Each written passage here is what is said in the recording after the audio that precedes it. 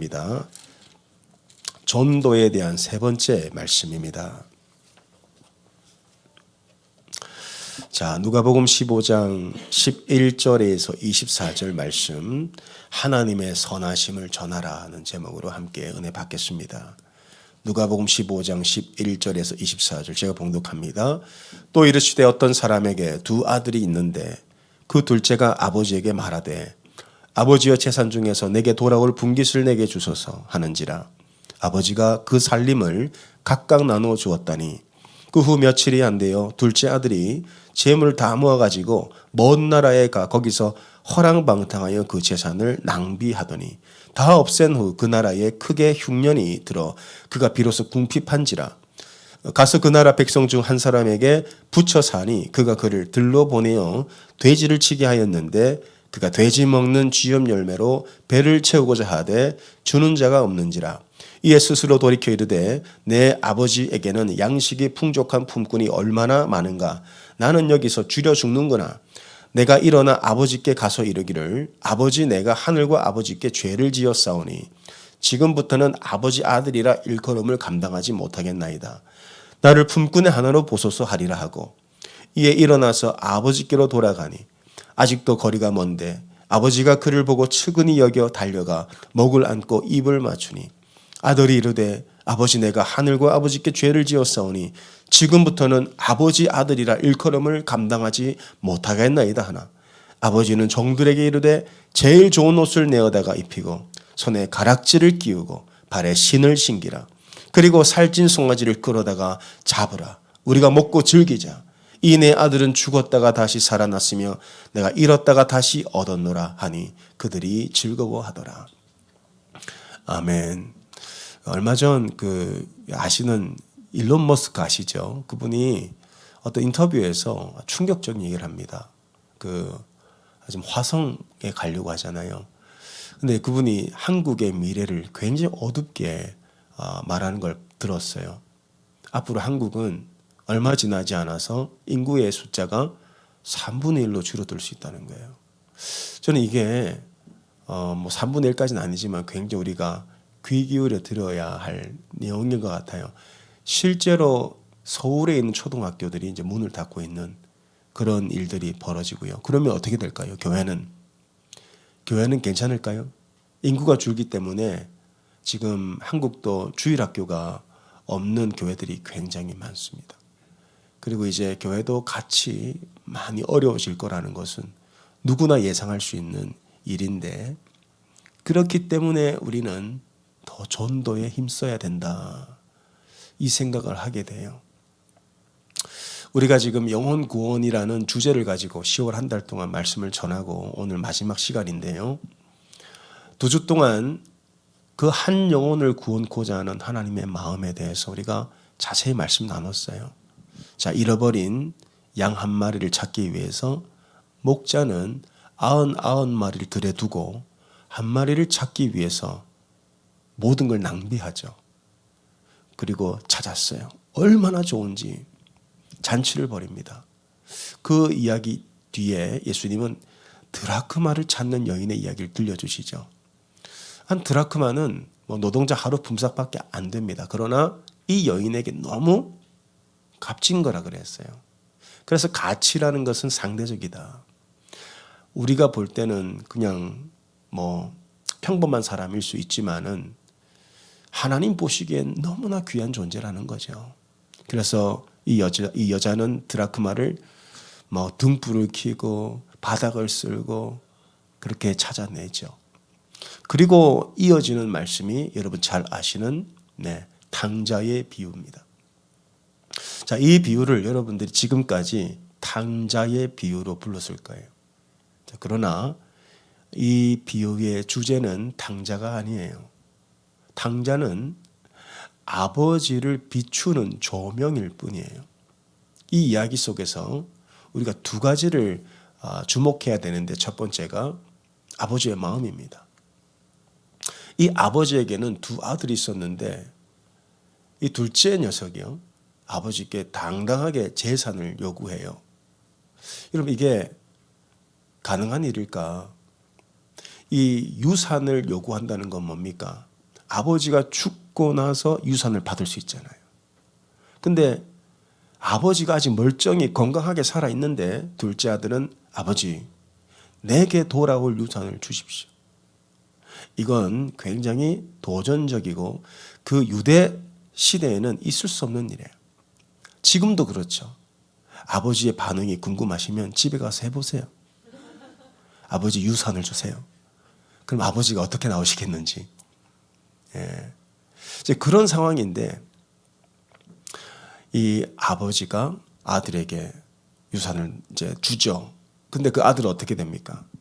호랑방탕하게 살다가 완전히 삶이 파산에 이르게 되고 돌아오게 돼요. 근데 아버지의 마음은 어떻습니까? 여전히 사랑하죠. 여전히 기다리죠.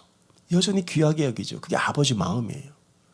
자, 우린 이 정도는 다 어느 정도 알고 있습니다. 근데 우리가 주목해야 될 말씀은 두 번째, 아버지의 속성입니다. 아버지 어떤 분이신가? 아버지의 속성.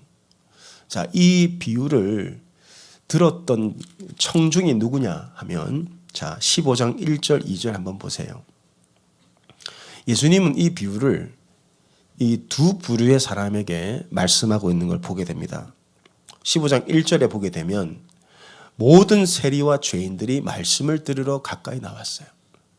세리는 뭐 직업이 세리니까 이미 잘 아시죠?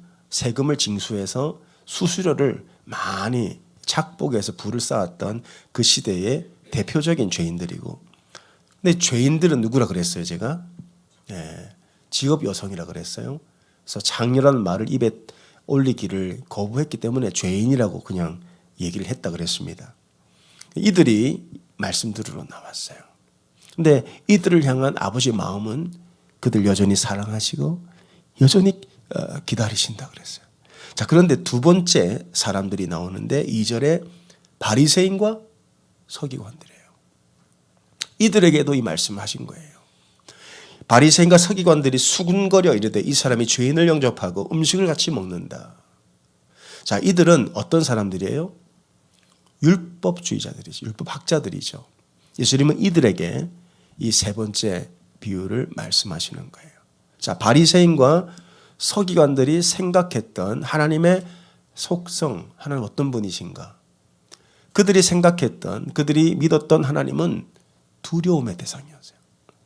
하나님은 죄인을 심판하시고 우리의 어떤 부족함을 여지없이 책망하시고 징계하시는 그런 무서운 하나님. 그래서 이들이 철저하게 율법을 지켰던 근거는 두려워서 그랬어요.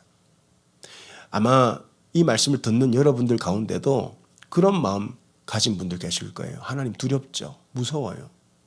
내가 열심히 신앙생활을 하고 주일에 교회를 출석하고 또 해야 할 일들을 하는 것이 아버지를 사랑해서가 아니라 그냥 두려워서, 하면 안 하면 무슨 안 좋은 일 생길까 봐 그런 두려움. 그래서 바리새인과 서기관들은 아버지 하나님에 대한 두려움이 있었어요. 그들이 생각했던 하나님의 속성은 두려움이었어요. 그들에게 예수님이 이 비유를 알려주시는 거예요. 하나님의 속성, 하나님 어떤 분이신가? 이 비유에서 나타나시는 하나님 아버지는 두려우신 하나님이 아니라 좋으신 하나님이라는 거예요. 하나님은 이렇게 좋으신 분이야. 너희는 지금 두려움에 사로잡혀서 율법의 종으로 살아가지만 하나님은 선하신 하나님이죠. 좋으신 아버지야. 얼마나 좋으신지요. 여러분, 하나님의 선하심이라고 말할 때 선하다, 좋으신 분, 그 의미는 권리를 포기함으로 나타나요. 권리. 자, 이제 이 이야기로 돌아옵니다. 11절에 보면 어떤 사람에게 두 아들이 있어요. 한 둘째가 아버지께 말합니다. 12절. 아버지요, 재산 중에서 내게 돌아올 분 계시. 아직 돌아오지 않았어요. 이게 돌아오려면 아버지가 죽어야 되는 거예요. 그리고 이 재산은 지금 누구의 권리입니까? 현재까지? 아버지 권리예요. 근데 그 권리를 달라는 거예요. 아버지의 권리를 내게 주십시오. 근데 이 말씀을 듣는 청중이 누구라 그랬어요? 바리새인 율법학자들이에요. 자, 그들은 이 이야기를 들었을 때 어떤 말씀이 떠올랐을까요? 야, 어떻게 저런 아들을 그냥 두고 있냐? 이들은 율법주의자들이니까. 그들이 떠올렸던 말씀을 추측해 보건대 아마 신명기 말씀을 떠올렸을 거예요. 신명기 말씀 볼까요? 21장 18절 21절을 보면 이런 아들은 어떻게 처리해야 되는지 율법이 이렇게 정확하게 말씀하고 있어요. 사람에게 완악하고 패역한 아들이 있어. 그의 아버지 말이나 어머니 말을 순종하지 아니하고 부모가 징계하여도 순종하지 아니하거든. 그의 부모가 그를 끌고 성문에 이르러 그 성읍 장로들에게 나아가서 어떻게 해야 됩니까? 성읍 장로들에게 얘기해야 돼요. 나한테 이런 아들이 있다. 우리 자식은 완악하고 패역하여, 이 패역하다는 말이 이 탕자를 의미합니다. 이런 아들은 어떻게 해야 됩니까? 우리 말을 듣지 않고 방탕하여서 술에 잠긴 자라. 그러니까 이 이야기 속에서 둘째 아들이 돌아왔을 때 첫째 아들이 뭐라 그래요? 아버지 재산을 저 창기와 탕진한 자를 어떻게 받아들입니까? 그러니까 이 둘째 아들은요, 원래 그런 자식이었어요. 그런 자식은 어떻게 처리해야 돼요? 돌로 쳐 죽여야 되는 거예요. 자, 이 이야기를 들었던 바리새인과 서기관들은요, 반드시 이 말씀을 떠올렸을 거예요. 왜냐하면 이들은 모세 오경을 암기했던 사람들이에요. 그런데 아버지가 어떻게 해요? 이 둘째 아들을 위해서 이 둘째 아들을 살리려고 자신의 재산 포기합니다. 자기 권리를 포기하는 거예요. 여러분, 이게 하나님의 선하심이에요. 하나님이 선하시다. 하나님이 선하시다는 것은 하나님은 우리를 살리려고 하나님만 가지고 있는 그 권리를 포기하신 거예요. 하나님의 권리가 모두 포기된 자리가 어디죠? 십자가예요. 여러분, 십자가는 어떤 자리입니까? 빌립보서 볼까요? 이 십자가는 예수님께서 자신의 모든 권리를 다 포기하신 자리예요. 그는 근본 누구시죠? 하나님이세요. 근본 하나님의 본체시고 하나님의 영광을 온몸에 담으신 분이에요. 근데 하나님과 동등됨을 취할 것으로 여기지 아니하시고 그분의 영광을 포기하신 거예요. 그 자리를 내려오신 거죠. 한 인간의 모습으로. 그리고는 자기를 비워내셔서 종의 형체를 가지셨어요. 예수님이 자신의 권리를 포기하시면서 우리를 살리신 겁니다. 그래서 예수님이 선하신 거예요. 세상에 의인은 하나도 없고 다 죄인인데 유일하게 우리가 선하다라고 말할 수 있는 분은 오직 하나님 한 분이에요. 하나님만 선하십니다. 세상에 선한 사람 없어요. 착한 사람 없어요. 우리는 교회에 와서 자신의 죄가 드러날 뿐이에요. 선하신 분은 오직 하나님 한 분이세요. 그 아들을, 패역한 아들을, 아직 아버지의 것인데 그게 자기 거라고 착각을 하고 자신의 모든 권리를 주장하는 죄인. 그러나 아버지는 그 모든 권리를 다 내려놔요. 이게 선함이에요.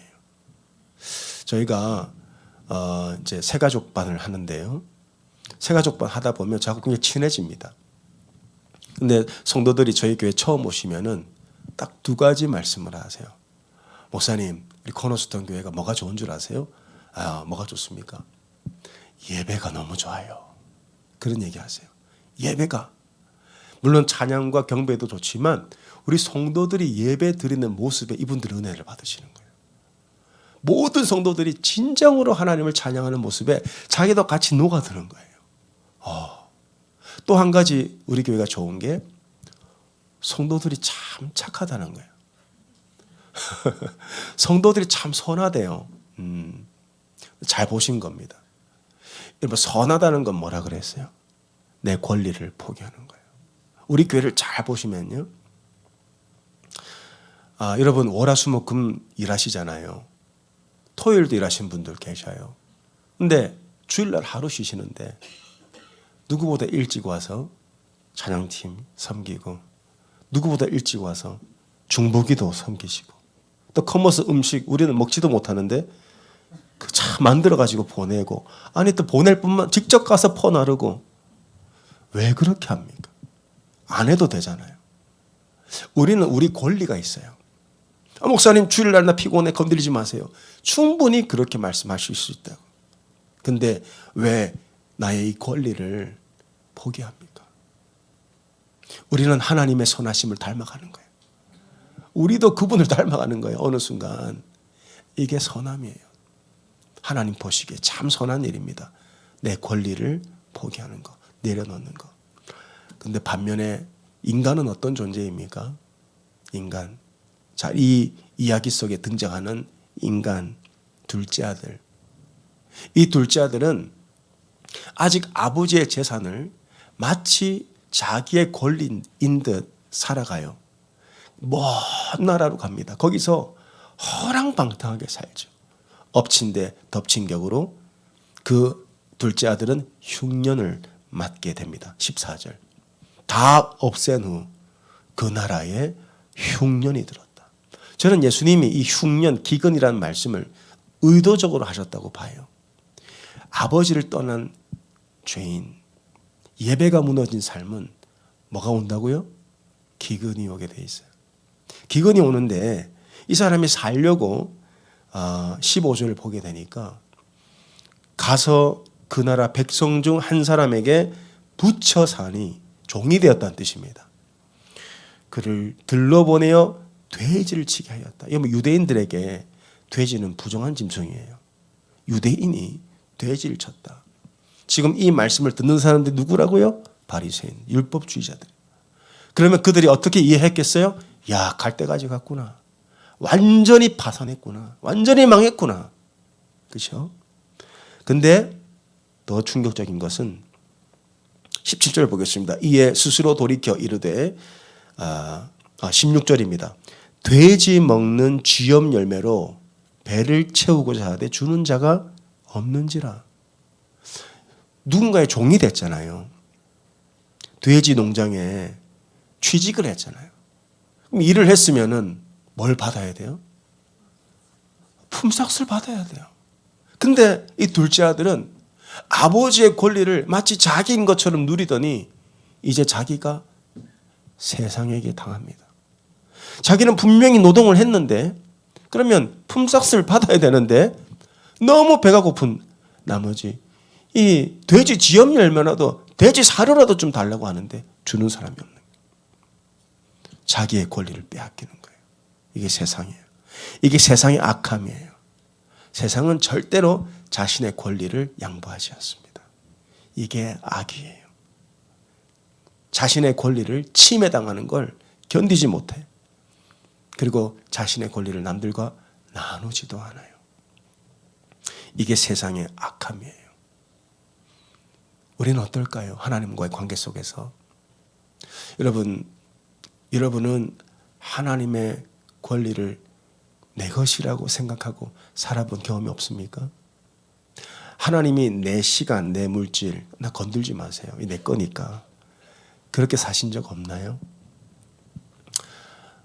제가 출타가 이제 많아지면서 비행기를 자주 타는데 어느 순간 제 앞에 있던 분이 덩치 큰 분이에요.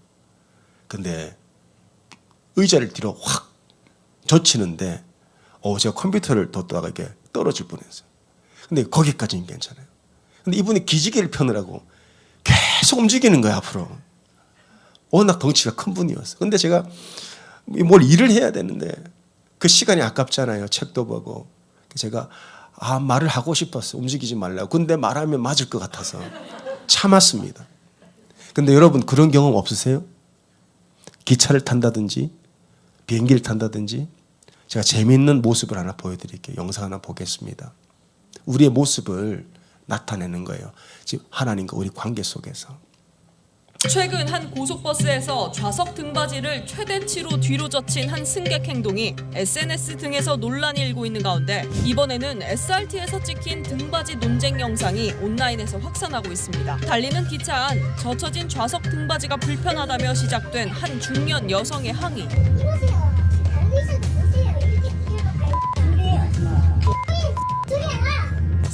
거친 반응에 욕설 섞인 말싸움은 계속되고 너 지금 다른 데 의사 안 봐봐. 너 처럼 이렇게 돼 있는 거 알아? 세우라고. 예? 내가 불편해서. 다른 사람들하고 안 봐서 저렇게 세워서 있어? 한치의 양보도 없이 2분 넘게 이어지는 욕설과 고성. 내가 멈춘 것도 몰라? 여기 지금 녹음차 전체됐어? 급기야 직원이 출동해 중재에 나서보지만 실랑이는 계속됐는데요. 아니 내 돈 주고 내가 왔는데 등받이 누구 좀 상관인데야 이거. 네티즌들 사이에선 대중교통 등받이를 세우는 게 맞냐 젖히는 게 맞냐를 두고 갑론을박이 이어졌고 영상 속 모습에는 뒷승객이 불편할 정도로 눕혀지지 않았다는 의견에 반해 뒷사람 양해를 구하고 괜찮을 정도로 등받이 각도를 젖히는 게 상식이라는 댓글이 달리기도 했습니다. 과연 여러분들의 생각은? 과연 여러분의 생각은 젖혀야 됩니까? 세워야 됩니까? 여러분 이게 이 의자에 이 공간이요 10cm예요. 이 10cm를 양보 못하는 거예요. 내 거라고 생각하는 거예요. 10cm. 좀 양보해주면 서로 좋잖아. 근데 이건 내 권리고 내 권리 침해하지 마. 근데 이건 또 뒤에 앉은 사람은 이건 내 권리라고 생각을 하는 거예요. 자세히 보면 이게 하나님과 우리의 관계일 수 있어요. 하나님이 다 주신 건데 내 생명, 내 물질, 내 삶, 내 가정, 내 배우 전부 하나님 주신 건데 하나님이 10cm만 들어와도 나 건들지 마세요. 나 바쁘니까. 주님의 일을 한다고요? 나중에 할게요. 예배 드린다고? 하나님 이건 내 시간이잖아요. 10cm도 양보하지 못하는 죄인의 모습이에요. 이게 세상이고 이게 악이에요. 이제 이 둘째 아들은 아버지의 권리를 자기가 누리면서 완전히 망해버립니다. 그리고 자신의 권리도 찾지 못해요. 돼지를 쳤는데 먹을 음식이 없는 거예요. 완전히 파산했죠. 세상은 이 악이 지배하는 세상이에요. 근데 이제 아버지께 돌아옵니다. 돌아오는데 아버지가 저 멀리서 아들을 지켜보고 달려와서 와락 끌어안으면서 이제 이 아들을 집으로 데리고 오는데요. 아버지의 말씀을 한번 보실까요?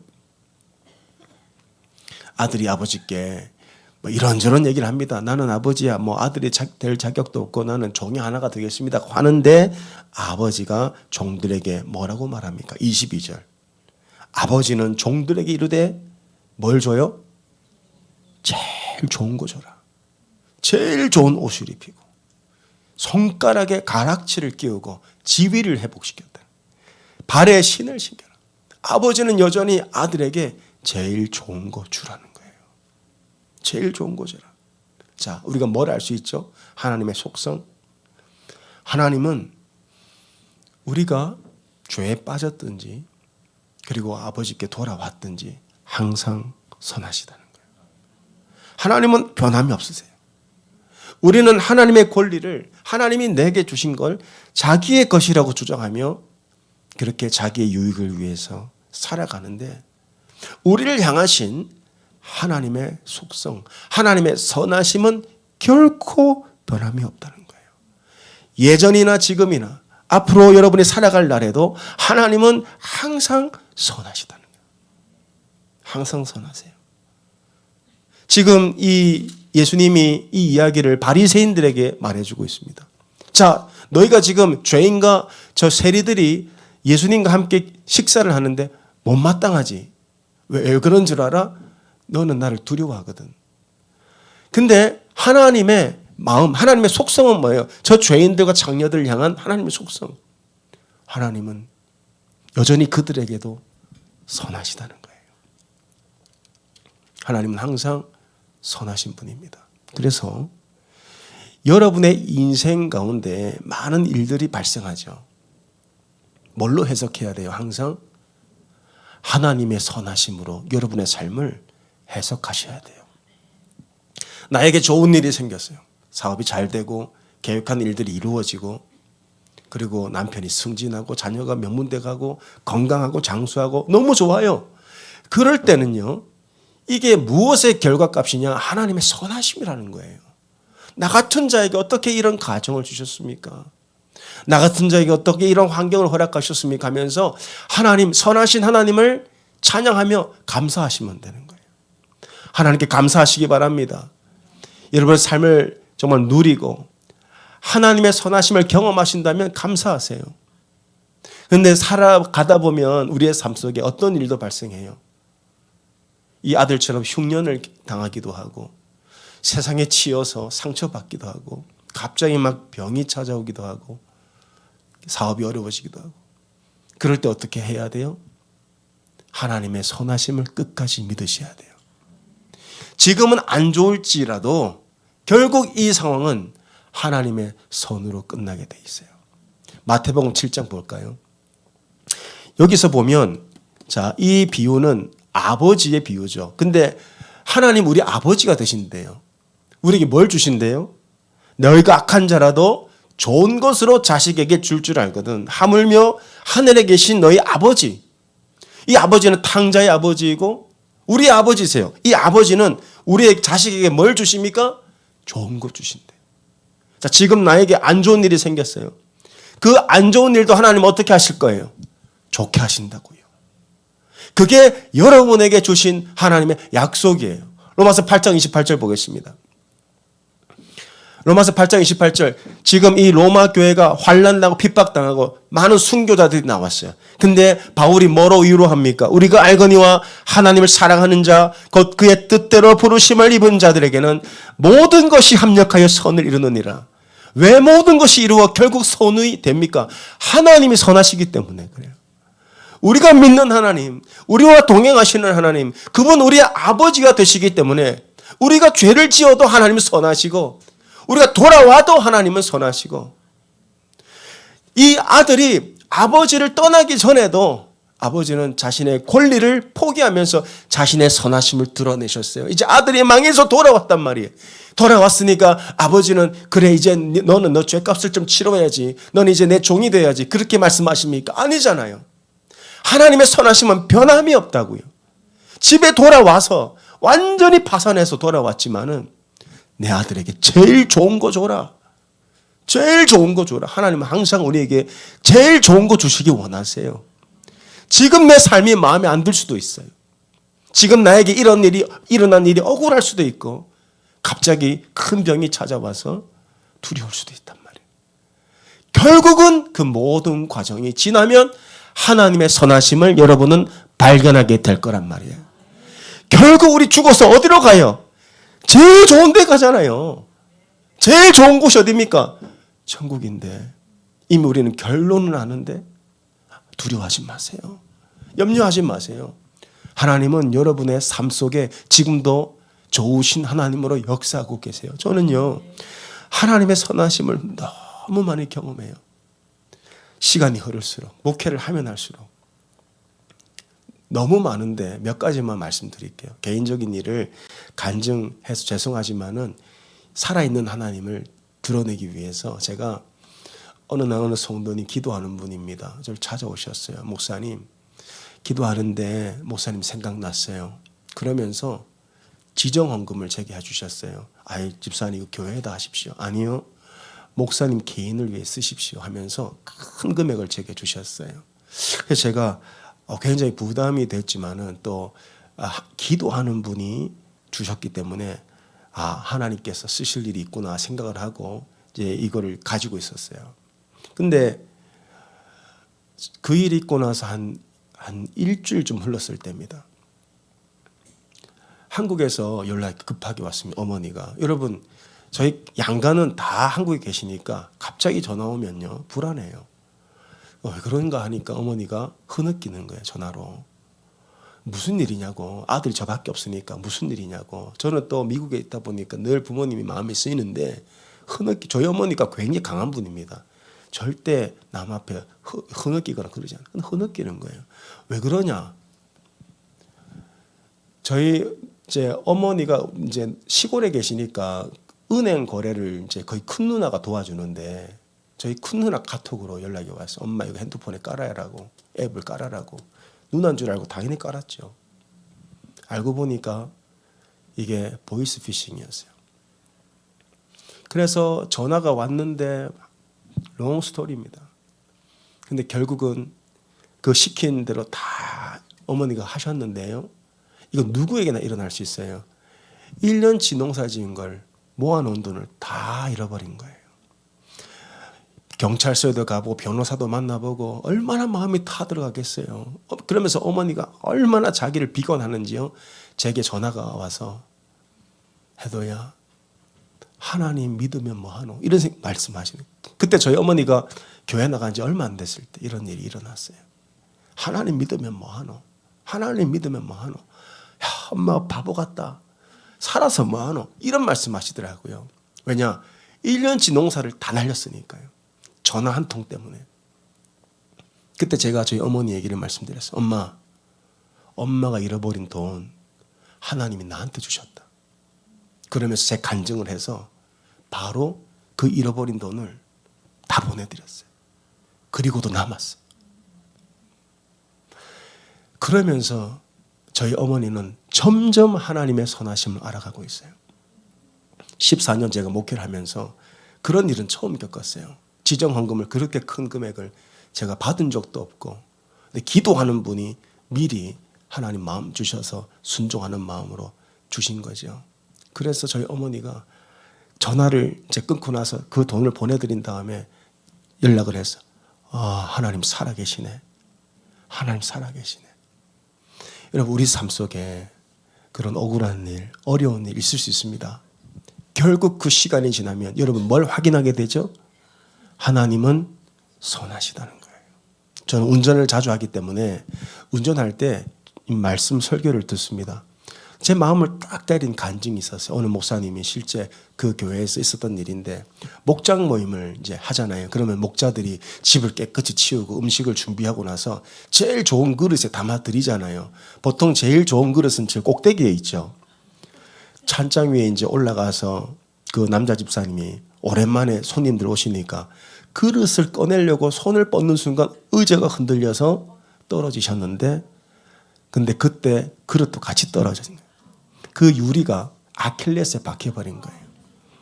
일어나 걷지도 못하고 얼마나 위급한 상황입니까? 그래서 응급실에 간 거예요. 응급실에 갔는데 의사가 하는 말이 왜 이제 왔어요? 아니 응급실이니까 이제 왔지.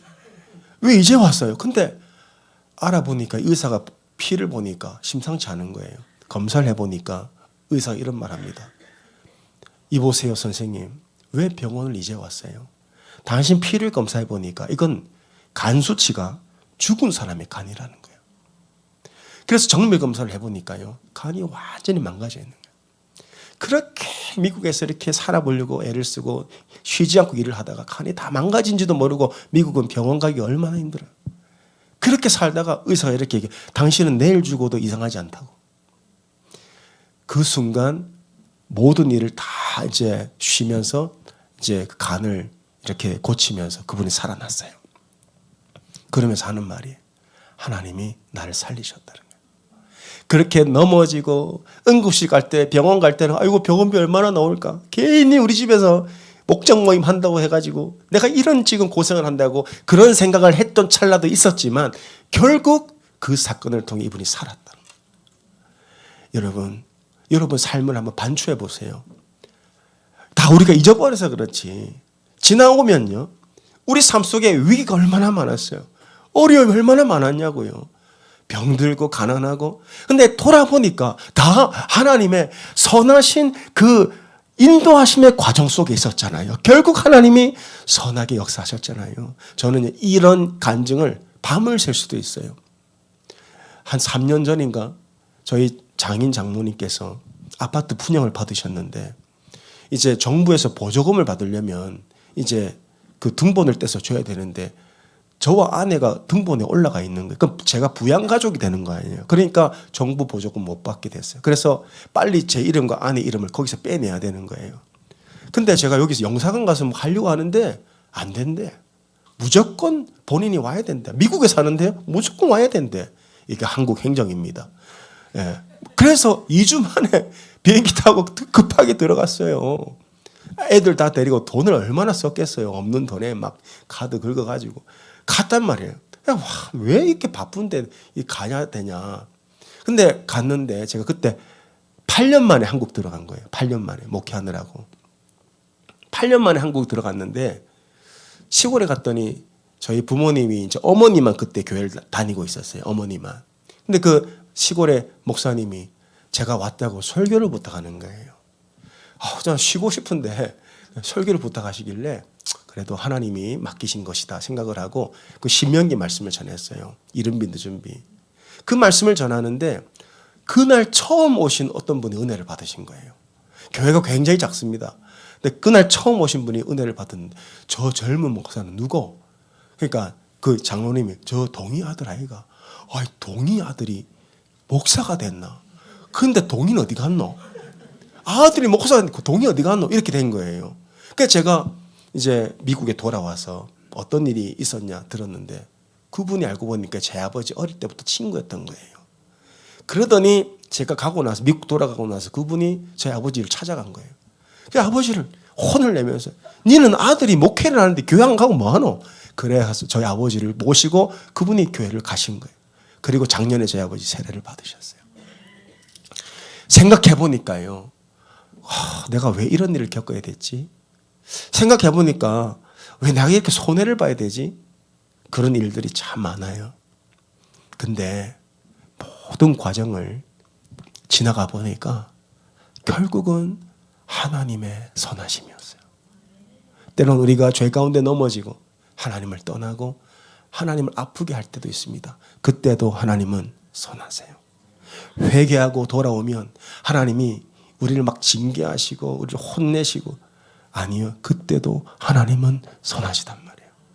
바리새인과 서기관들은 율법주의에 완전히 사로잡혀서 율법의 노예가 됐어요.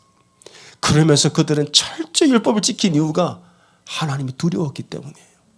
근데 예수님은 이 비유를 통해서 하나님은 그 탕자에게 재산을 나눠주고 그 탕자가 완전히 망해서 돌아와도 하나님은 선하시다. 하나님은 선하시다. 여러분, 지금 하나님이 여러분을 위해 일하고 계십니다. 어떻게 일하고 계십니까? 가장 선한 길로 여러분 인도하신다고요. 두려워하지 말라고요. 근심하지 말라고요.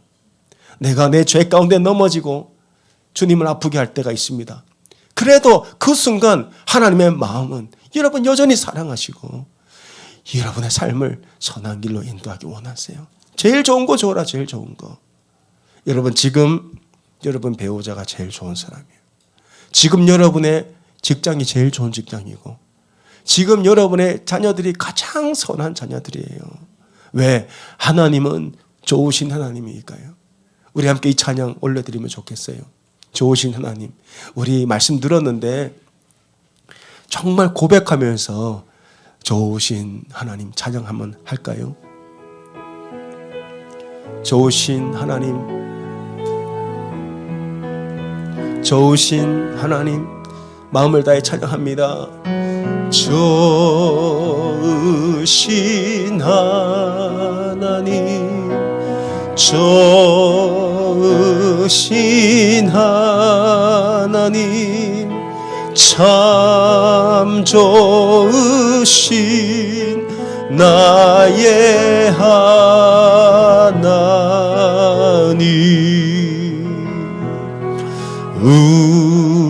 우리의 기도를 응답해 주시는 참 좋으신 나의 하나님, 한없는 축복을 우리에게 주시는 참 좋으신 나의 하나님, 하나님이 우리 아버지 되심에 감사합니다.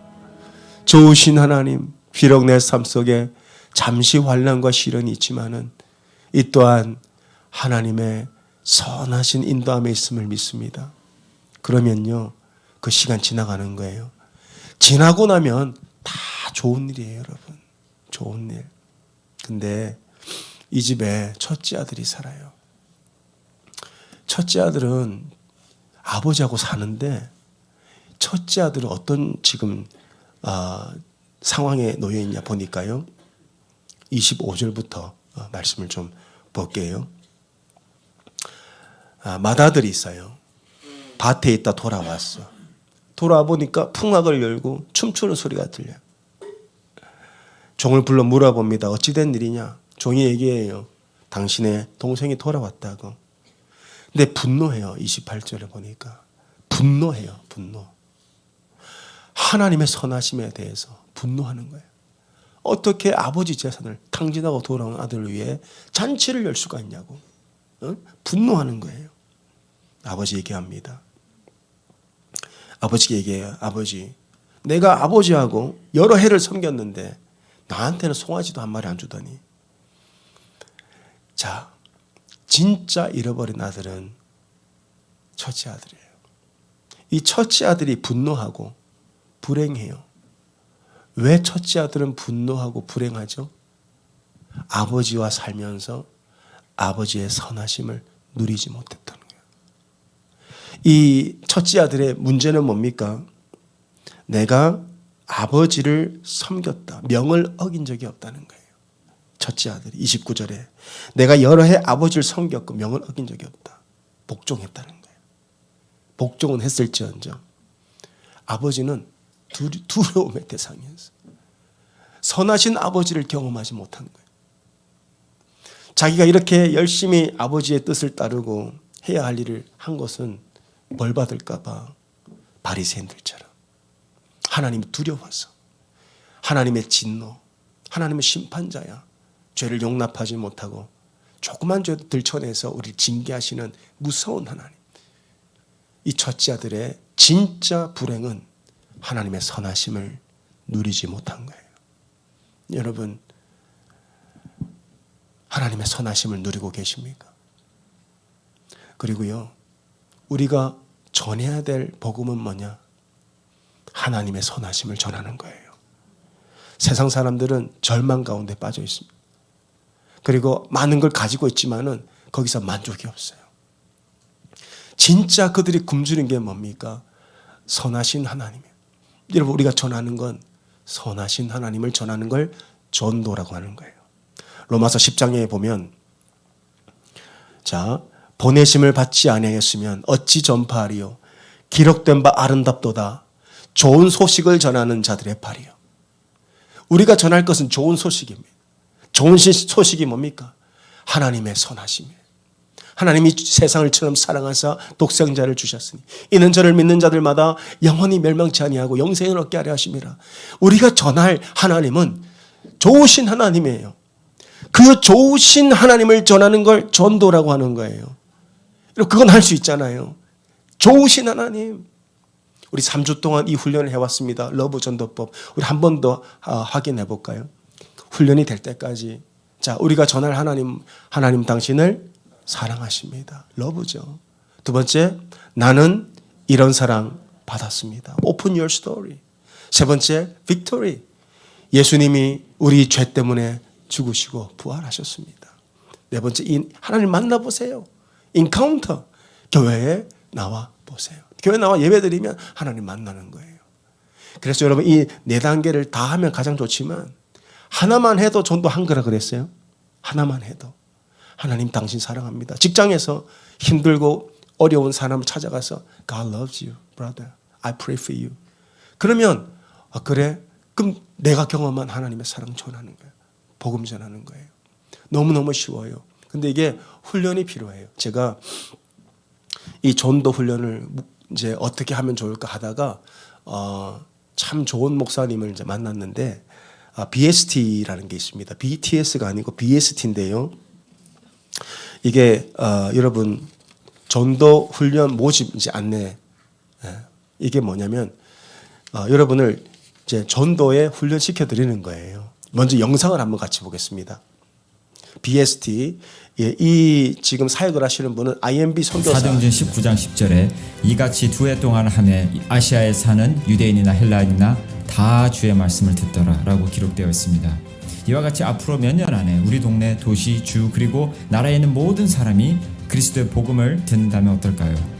예수님이 오실 그날까지 세상 모든 사람들이 복음을 듣는 것, 그것을 보고 싶지 않으십니까? 이것이 바로 돌파구 전략훈련 BST의 비전입니다. 모든 사람이 복음을 듣기 위해서는 더 많은 교회가 필요합니다. 더 많은 추수할 일꾼이 필요합니다. 그러기 위해서는 전략이 필요합니다. BST는 교회가 성도, 제자, 교회 리더들을 재생산하여 전 세계에 복음을 전파하는 전략 훈련입니다. 이 훈련에는 하나님의 마음과 4개의 밭, 예수님의 전도 방법, 간증을 나누는 방법, 비이슬람권을 위한 C2C, Creation to Christ, 머슬림들을 위한 Any3 등 복음을 효과적으로 나누는 훈련 및 교회의 사국명 등 다수의 내용을 포함하고 있습니다. 모든 민족을 제자 삼는 하나님의 무브먼트에 동참하고 싶지 않으십니까? 그렇다면 돌파구 전략훈련에 참여하시기 바랍니다. 자세한 내용은 밑에 디스크립션을 참조해 주시기 바랍니다. 감사합니다. 네, 이분이 주상현 목사님이란 분인데 우리 남침내 교단의 IMB, 그러니까 가장 큰, 전 세계에서 가장 큰 선교 단체죠. 거기에 아시아 지역의 이제 디렉터로 이제 섬기게 되신 분입니다. 그리고 선교사님들을 훈련하시는 분이에요. 근데 저의 곧 대학 선배님이시기도 하고 제가 부탁을 드렸어요. 우리 꼭 해달라고. 그래서 줌으로 할 텐데요. 여러분 이거 안 받으신 분들은 입구에 있기 때문에 받으시고 11월 18일 월요일부터 5주 동안 줌으로 하게 됩니다. 전도 훈련을 받는 거죠. 이 훈련을 받은 분들이 저와 함께 팀을 이루어서 잃어버린 영혼들 찾아가서 전도해서 우리가 전하는 건 뭡니까? 좋으신 하나님 전하는 거예요. God is good. Your life is bad, but God is good. 우리의 인생은 힘들고 어렵지만 하나님은 좋으신 하나님이야. 지금 우리의 삶 속에 어려움이 있지만 안 좋은 일이 있지만 결국 하나님은 그 일도 좋게 만들어 주시는 분이야. 복음을 전하면 사람들은 소망을 붙들고 일어나게 되는 거예요. 오늘 말씀을 듣고 정말 가슴에 성령의 역사가 있다면은 여러분 신청을 해주시면 이제 전도팀이 모집되고 훈련받고 같이 전도하는 그런 우리 교회 되기를 바랍니다.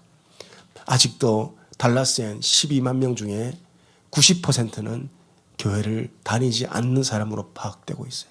우리 가야 합니다. 그들의 있는 곳으로 만나야 돼요. 전해야 됩니다. 그럼 주님께서 예비한 사람을 만나게 하실 것입니다. 기도하겠습니다.